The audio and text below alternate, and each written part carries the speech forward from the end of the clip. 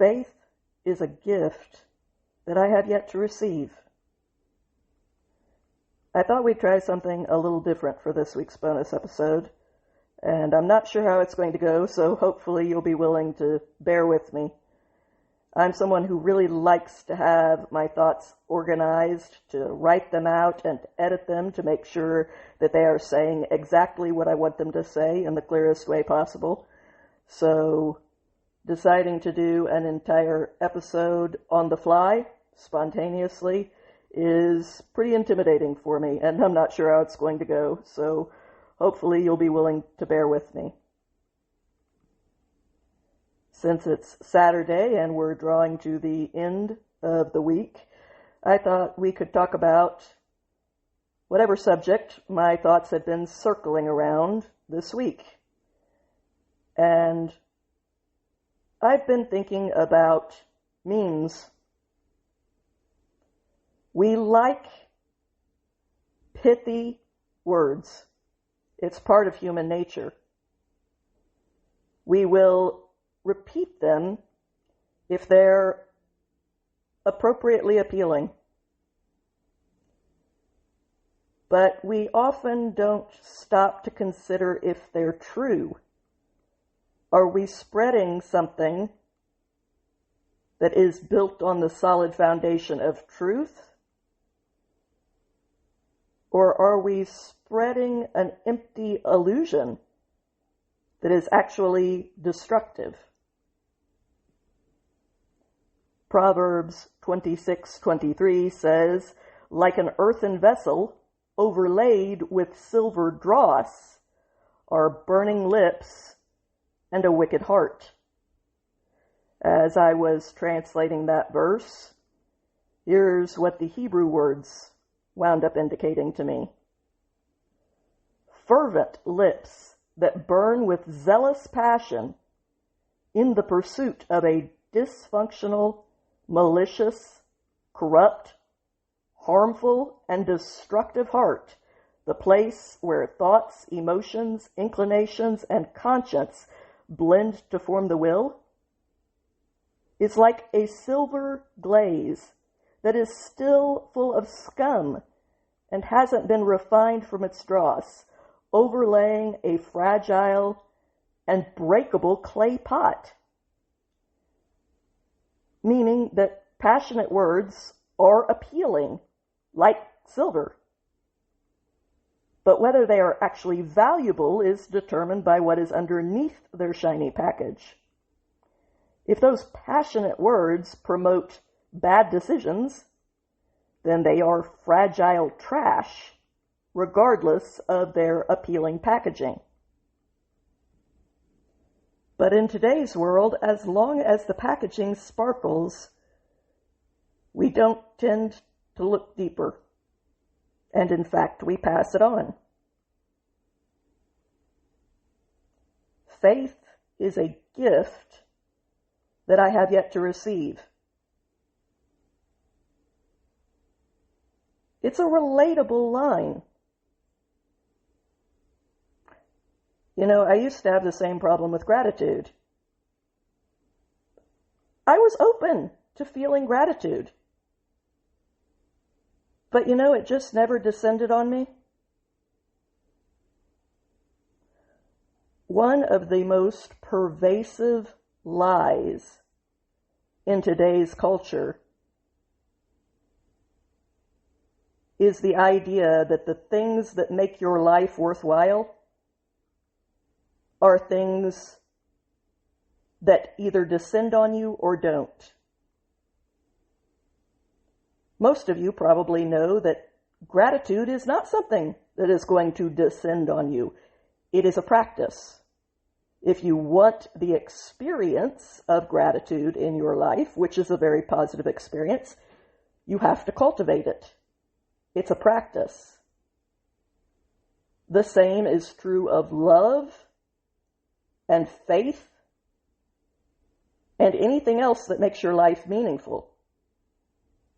The idea that meaningful things will sprout in your life on your own is a con. It's one of the most pervasive cons that is rarely explicitly said, but is a pre-assumed part of almost every way that we look at life. And there are a lot of con men out there who are entirely dependent on you never examining that. Never looking at that basic assumption to see if that is even the way that the world works. They want you to be upset about the things that are lacking in your life.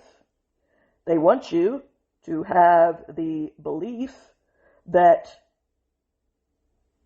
those things are beyond your control. You were either blessed with them or you were not, so that they can point you to the person that is to blame for the fact that your life did not come with a fairy godmother who just poofed everything good into existence. They point to the rich. They point to the Jews. Who they point to doesn't really matter as long as they give you a scapegoat.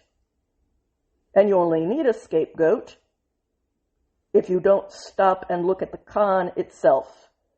The idea that it's even possible for your life to turn out any other way on its own without your agency involved. I've been working in the Proverbs for the last few months, so my mind is kind of in that gear. Allow me to try to construct a simple proverb, which is basically an illustration. When God made the first human being, Adam, he called him Adam because he was made from the ground soil. Now, in Hebrew, what that verse actually says is that God named him or gave him the identity of Adam because he was taken from the Adamah. Your life is your piece of earth. It is your garden.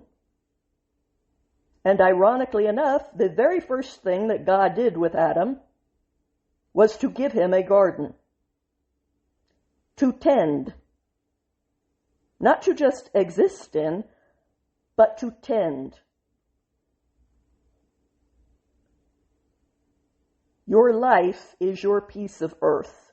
You are given this thing with which you can make a garden. But a garden is not a natural state. You don't just find rose gardens out in the middle of the desert. You don't just find orchards growing on top of a mountain. These are things that have to be constructed.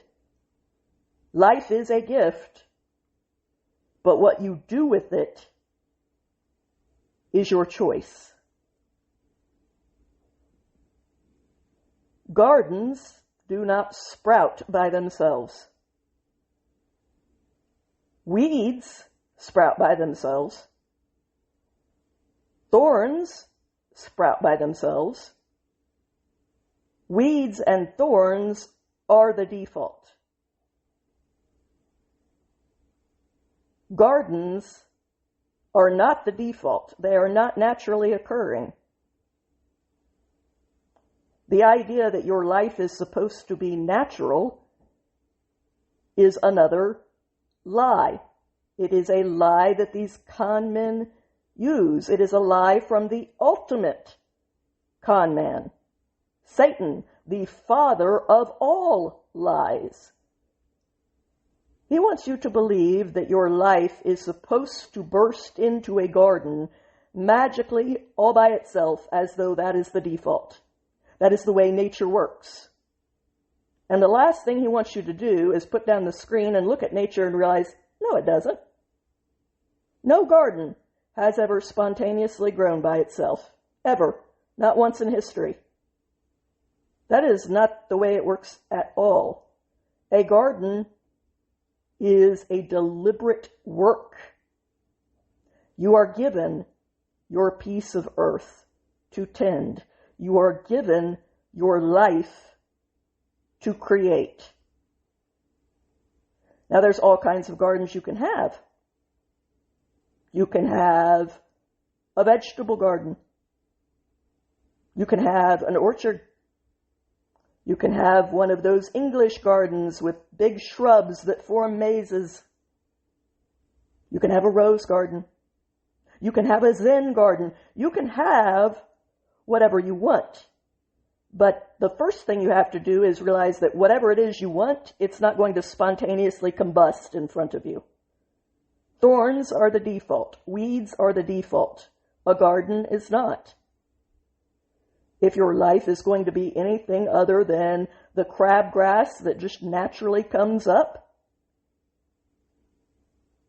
it will have to be because of the decision that you made to make more of your life than the defaults that grow by themselves. Life has to be deliberate if it's going to be anything besides the defaults. And the very first deliberate thing that you have to do is decide what kind of a garden you want to make out of your life. Let's say in my case, I want my garden to be an orchard. And you know what? I want some rose bushes growing in amongst the trees. You can't do that. Roses require full sun. They will not grow under trees. Oh, okay. Okay, then I want an orchard. And I want some rose bushes on the edges where they can get sunlight. Okay, now that we can do.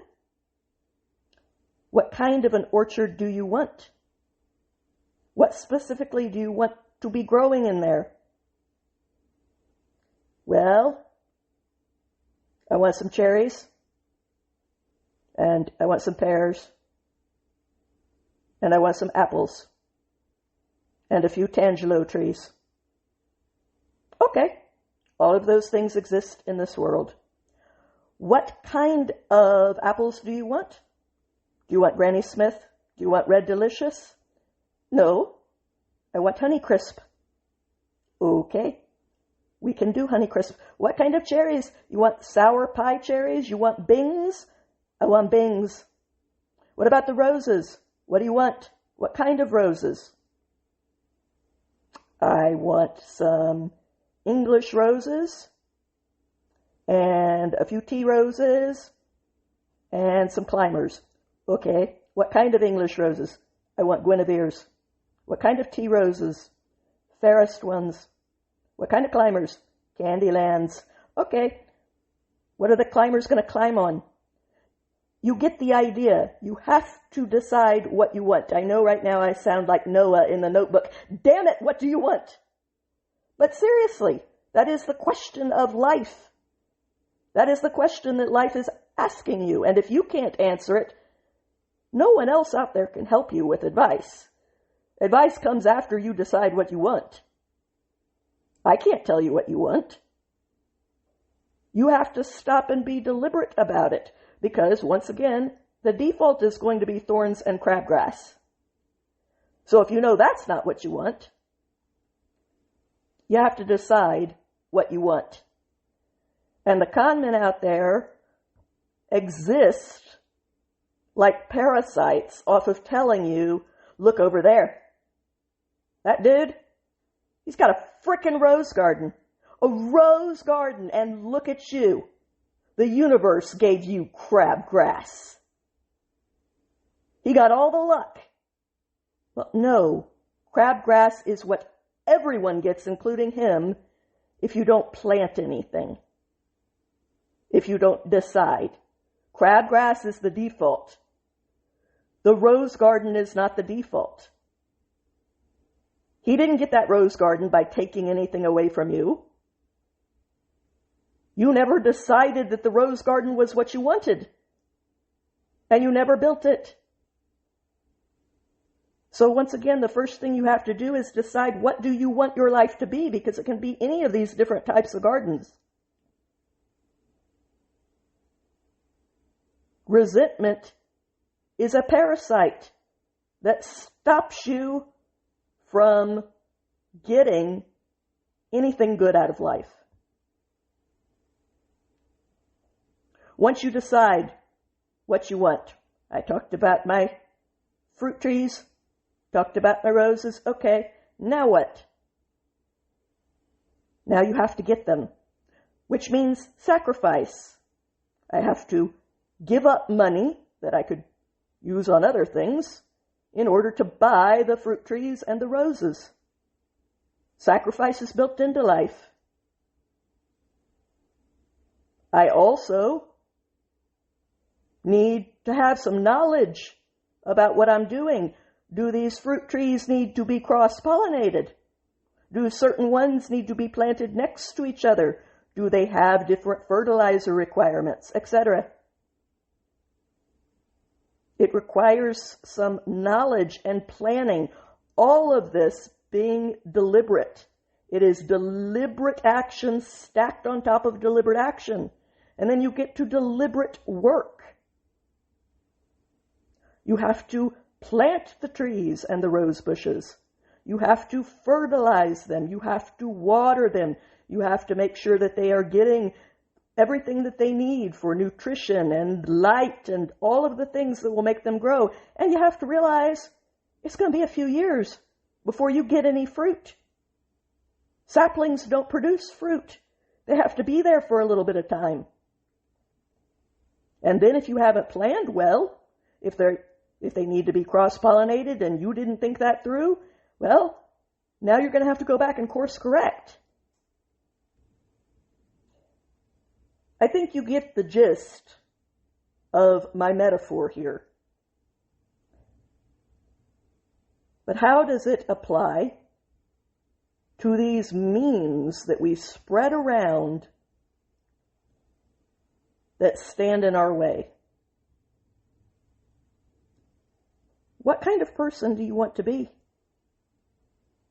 If you want to be a person who is completely lacking in nuance, who is aggressive and obnoxious, and usually wrong on top of that, then Twitter is your place, my man. Go. If you want to be somebody who believes that everyone who's different than you deserves to die and is Satan incarnate, blue sky's right there waiting for you, my dude. Have fun. But you have to live with that person that you turned yourself into. You are your garden. And if your garden sucks, that's on you. I know that's not the popular thing to say, but it is the true thing to say. Satan's lies are shiny. They're the breakable, fragile clay pot full of scum that shatters the second you drop it, the second that it has contact with reality. If that is not the experience that you want for your life,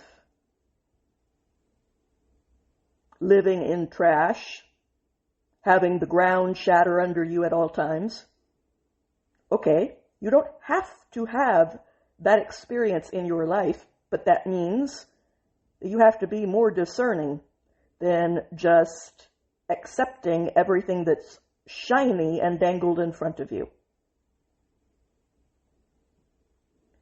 If you don't want to be a terrible person, a bitter person, a resentful person, whatever it is that is making your life miserable, whatever part of you that is making it a miserable experience to live in your own head, if you don't want to be that, stop practicing it.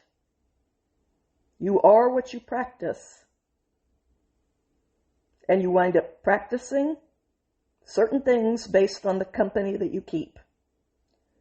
So, you know what? I'm not going to say that any one particular platform is evil, But if it brings out the evil in you, that ain't your platform.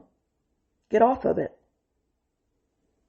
I'm not going to say that any one podcaster is evil, although there are some out there who definitionally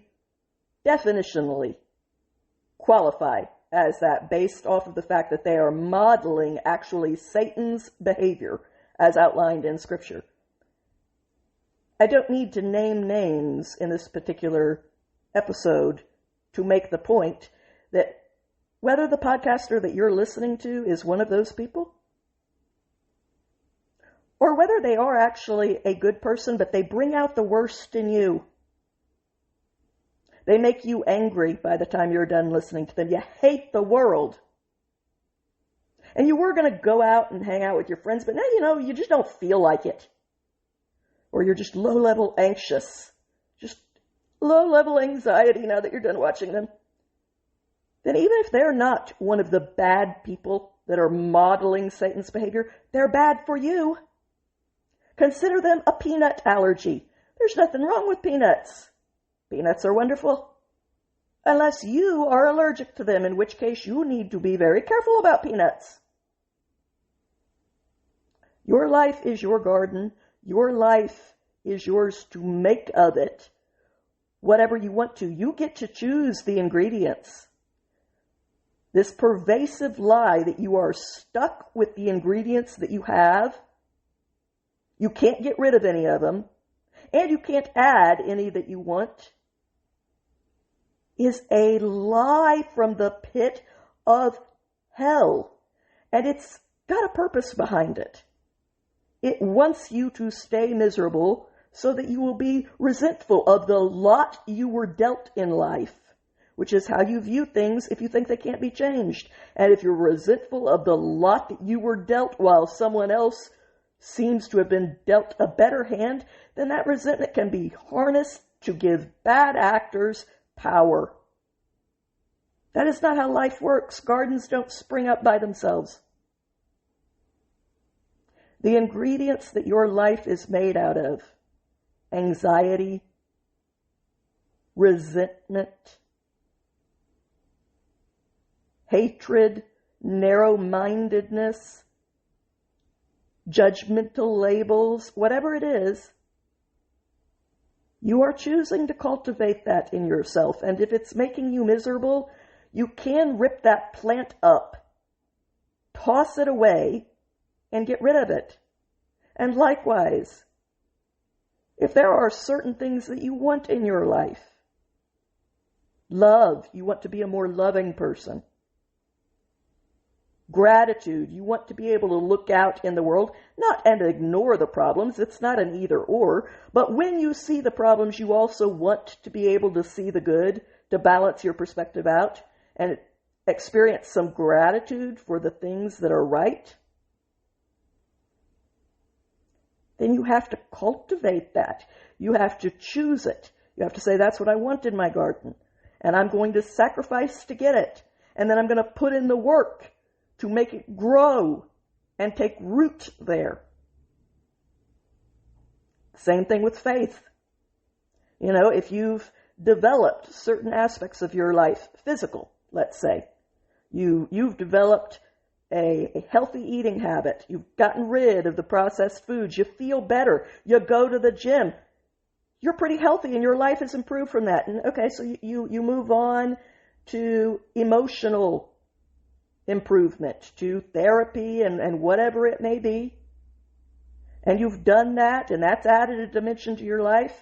And you look over at the spiritual, and you say, you know what? For the people who take it seriously, and yes, there's a lot of people out there for whom Christianity or their religion is just a superficial social virtue signal. It's an identity. It's not an experience. It's just an identity that says, woo-hoo-hoo-hoo-hoo, look at me. I'm a good person. I fit in this box. Okay, I'm not talking about that. I'm talking about the people who actually live it in a deep way, that it actually changes who they are, affects their behavior. If you look at people and you say, I want that, but you know what? Belief, faith, has just never descended on me. I'm open to it, but I've just never been struck by lightning, so that means I don't get to have it. No, it doesn't. Sometimes lightning strikes, but most of the time, like all of these other good things, it is something you cultivate. That's what Jesus was talking about when he was talking about the seeds that fell on different kinds of ground. Prepare your ground to receive the seeds. Make your ground, your life, something that those seeds can grow in. And they will start to grow. Your life really can be what you want it to be. Now, it may not be able to be everything you want it to be, because some things are mutually exclusive, and there's only 24 hours in a day. And even if whatever list of everything you want in your life today was met, by the time you get there, new things will have been added to that list, because that is just what it means to be alive. To be alive is to strive, to seek, to build. And that is why those who believe the lie and do not strive, seek, or build, they just wait. They wait for that garden to come up, and it doesn't. And they're angry, but they're angry at the wrong person. They should be angry at the person who told them that that was even possible. The liars working for the father of lies, who tells you that your life is going to come up roses and orchards and Zen gardens by itself, unless the universe hates you, or the Jews are trying to keep you down, or insert your favorite conspiracy theory here.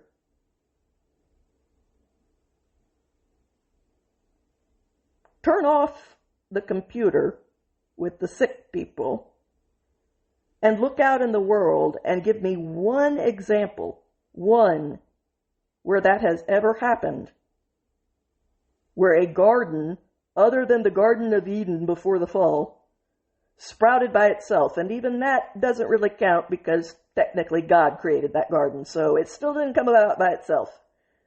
There was a gardener.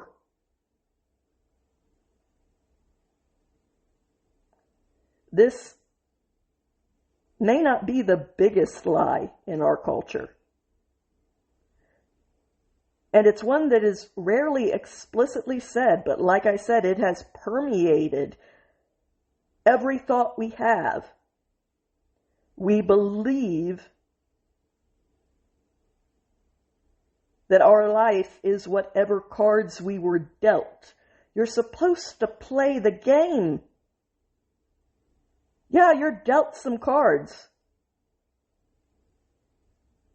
There are things that are beyond our control. I'm disabled. I didn't do it to myself. I didn't ask for my genes. How come you're not disabled? That ain't fair. Well, first of all, even if you were disabled, that doesn't make me less disabled. I still have to deal with the same thing. Now there's just more people dealing with hardship, so that's kind of a bad perspective. Yes, there are some things in life that get dealt to you, but the vast majority of them are what you do with it. I was given a piece of earth, my life, to make a garden out of. Now maybe it's not the prime real estate that you would hope for. Consider that my disability. It's not prime real estate, okay? It ain't on Martha's Vineyard or out in Beverly Hills. I can still make one hell of a garden out of my life, unless I choose to sit down and stare at the dirt and say, what the hell, man? What the hell? How come I get weeds? Huh? How come I get weeds? Look at that person. They've got roses. What's up with that? Injustice in this world. Look, man, it works that way for everybody. You may not be disabled, but I guarantee you, you are carrying your own burden. We all are. Which is why we try to help each other shoulder our burdens. Now, I can't carry your burdens for you because I'm just one person, and I do have my own burdens to carry. But I can put my arm around you and try to offer some encouragement.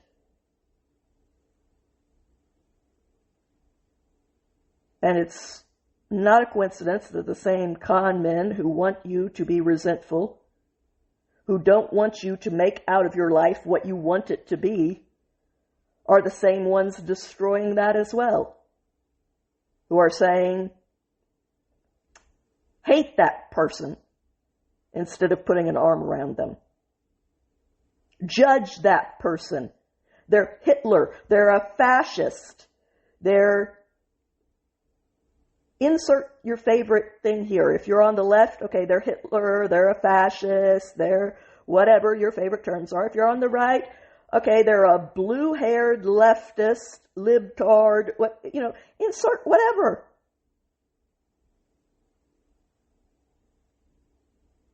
The one thing that the insults have in common is that they're both trying to destroy you, and they're both the reason for all of your problems.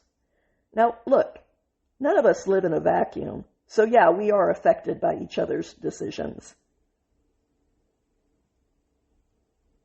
And we have to fight for what we believe in. I'm not saying stop caring. But stop listening to the voices who want you to care in that way.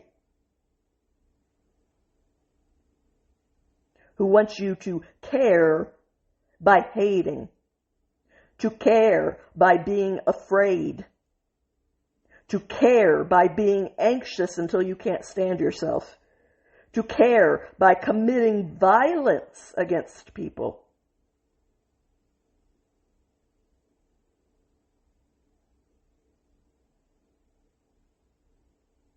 If everyone out there would stop trying to fix the world, or at least move that down on the priority list, and move fixing their life up on the priority list, you would automatically be a lot closer to fixing this world.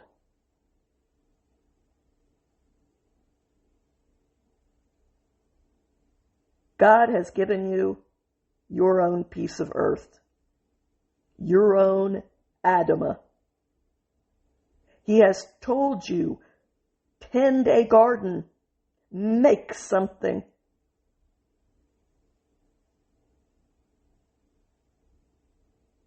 Decide what you want. Learn how to get it. And start building it. And pay attention to the weeds and thorns because they will choke out your garden. You need to rip them up and get rid of them. That is part of having a garden. You have to weed it. Like I said, the people that you listen to, the influences, the people that you have in your chat groups, or even the people maybe possibly in your actual life, may not be bad people who are deliberately trying to make you into a worse person. But regardless, if they are making you into a worse person, you just have an allergy to them. Doesn't mean you have to judge them. Maybe they are malicious, and that's worth noting. But they don't have to be malicious in order for them to be bad for you. And if they're bad for you, they need to be ripped out of your garden. That doesn't mean everyone who thinks differently than you needs to be ripped out of your garden, because that's a great way to end up alone. Because there is no one who's going to think exactly like you on every issue nonstop. That doesn't exist. That's called a mirror. Other human beings are people. They are just as much of a person as you are. They're just as complicated. They experience feelings and thoughts and emotions in their head just as deeply as you do. They are just as passionate about their beliefs as you are about yours. And that's okay. I mean, unless they believe in something truly awful, like I want to kill the people that are different than me, And by the way, that applies to any difference. I mean, if your definition of different is skin color, I want to commit a genocide against people who have a different skin color than me because they're different. That's terrible. If you believe that about ideas, you're the same thing. You are. If I wish everybody who thought different than me was dead, they don't even deserve to live. You are that racial bigot. It's just not based on race. It's based on ideology. If you can condemn, and you should, a person who physically violates another human being, who uses power to dominate them and force themselves into and onto them, and you say that is wrong, but you're willing to do that ideologically? Not make your case. You should make your case. But you're going to be an ideological rapist? You're going to force it into other people? You aren't any better.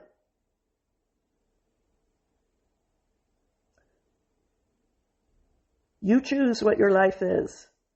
You choose what it is based off of what you allow to grow up and what you choose not to plant. If your life is a bad environment, your garden is a bad environment, a few aspects of it may be things that are beyond your control, cards that you were dealt. I'm not saying those don't exist at all, but most of it is because of what you're letting grow up without ripping it out. You're allowing influences into your life that are making your life worse without getting rid of them. And you're not cultivating the things you want. You're wanting them in a way that is empty. You're wanting them in a way that says, if they fall into my lap, I want them. But if I have to grow them, I don't want them that bad. That's effectively what you're saying. Gardens do not self-combust. Your life can be an incredible place. I know. Because I've dealt with a lot of hard things in my life. Not the hardest by any means. There are lots of people out there who have had much, much harder lives than me. But I have dealt with hard things. I've been disabled from the time I was 3 years old. I started losing my vision as a teenager. I put the first person that I truly loved into a coffin before I was 10 years old. I've lost the people that my entire life was centered around and put them into coffins too. My world has always been very narrow. I do not get to get out and engage with the world in the way that I would like to. I've never gotten to fall in love. Not once.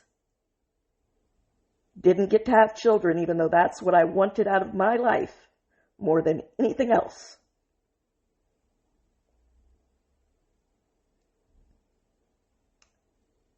I've had to rebuild my life from scratch a couple of different times. I've had 25 surgeries and the long, painful recoveries that come after each one of them.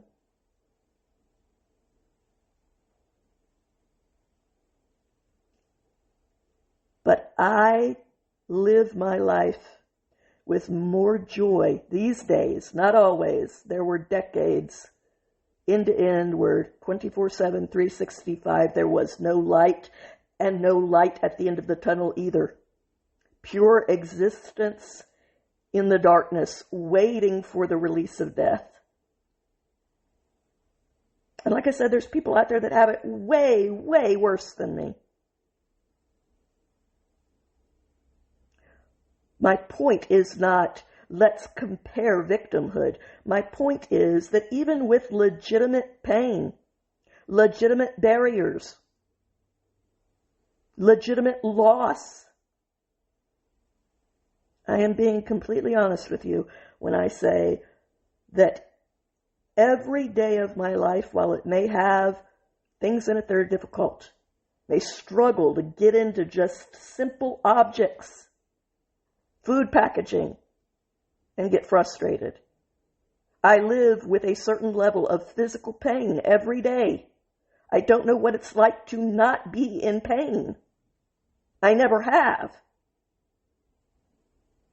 I still have moments where I miss the things that I wanted out of life, things that seem like they should be built in, like falling in love and having a family. And if I'm being this honest with you about my life, then believe me when I'm telling you honestly that my days are so full these days of vivid joy,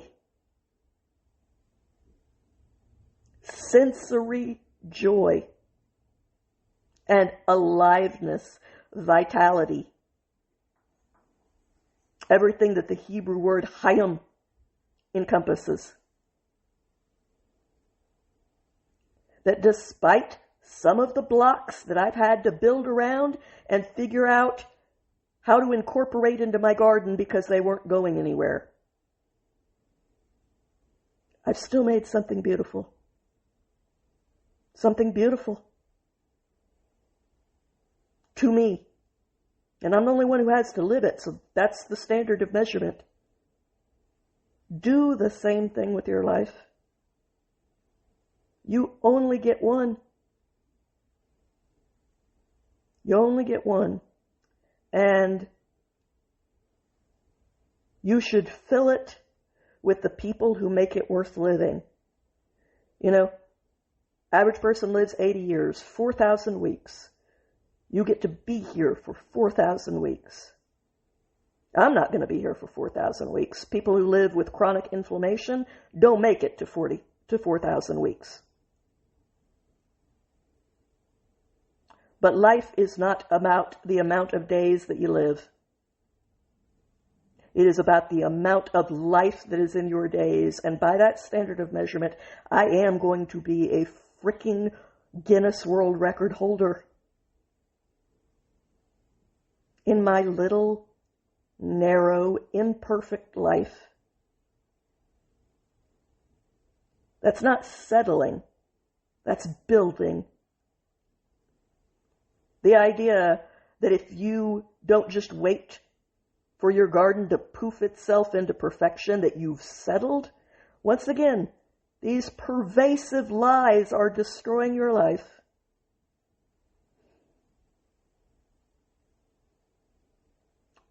Turn them off. Turn them off. Start feeding yourself some real food, both physically, instead of chemicals, and spiritually.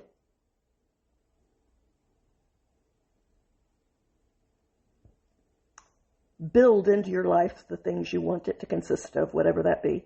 Love, relationships, faith. It's going to require sacrifice if you need relationships in your life, and all human beings do. It's the way we're wired. We're a communal species, and you don't have those. It's going to mean putting yourself into uncomfortable situations. There's your sacrifice in order to build them. And not every single one is going to be a keeper, you know. But you'll get better at it. You become a better gardener by gardening.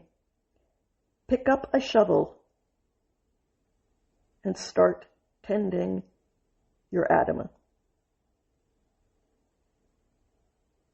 Going to leave it there today. I hope that there was something meaningful in that for you. If there's something you feel like somebody else needs to hear, feel free to share it.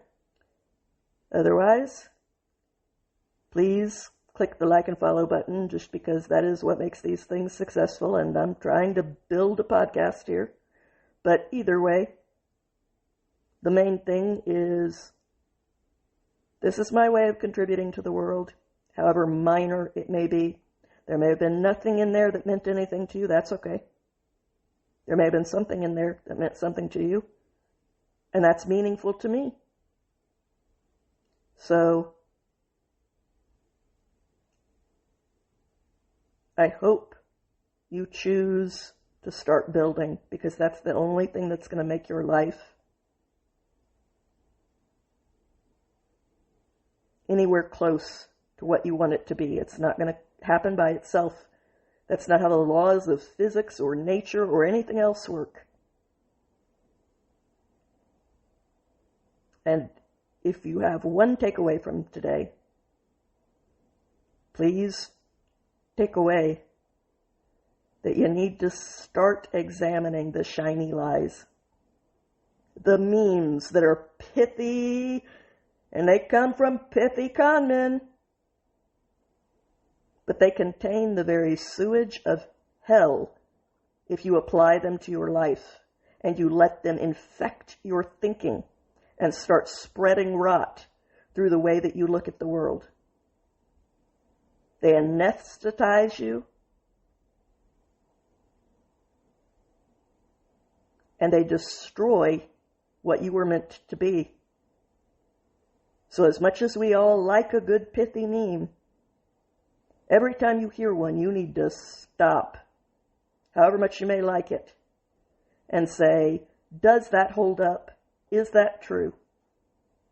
Do I want to let that in to be a part of me? Do I want to spread it to others? Or is this just a very well-packaged lie? Have a good week, my friends.